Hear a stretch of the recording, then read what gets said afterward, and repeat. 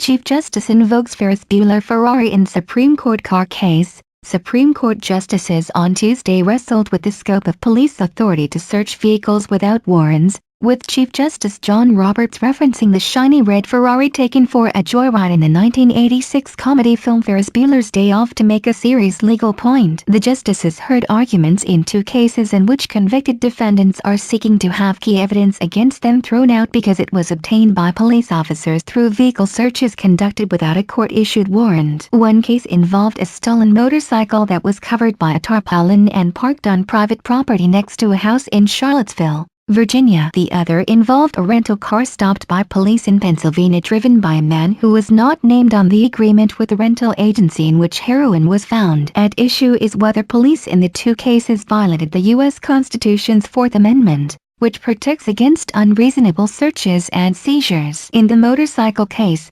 Roberts and other justices seemed concerned about issuing a broad ruling in favor of law enforcement that would let police officers not just inspect the immediate area outside a property without a warrant but also potentially inside a house if a vehicle is located there. Under the Fourth Amendment, police need a warrant to search a house unless there is an emergency situation. In the case of convicted defendant Ryan Collins, the motorcycle was a few feet from the house. In Ferris Bueller's Day Off starring Matthew Broderick, three teenagers skip school and take a ride in a red 1963 Ferrari Modena Spider California that was parked inside a showroom-type garage apparently attached to a house. After mentioning the film's car, Roberts asked Trevor Cox, the state of Virginia's lawyer who was defending the police search, whether he was arguing that police can just go into a house without a warrant because a car is mobile and they got it in there somehow, so they can get it out. Roberts also mentioned comedian Jay Leno, known for storing a large collection of cars. Other justices voiced similar concerns,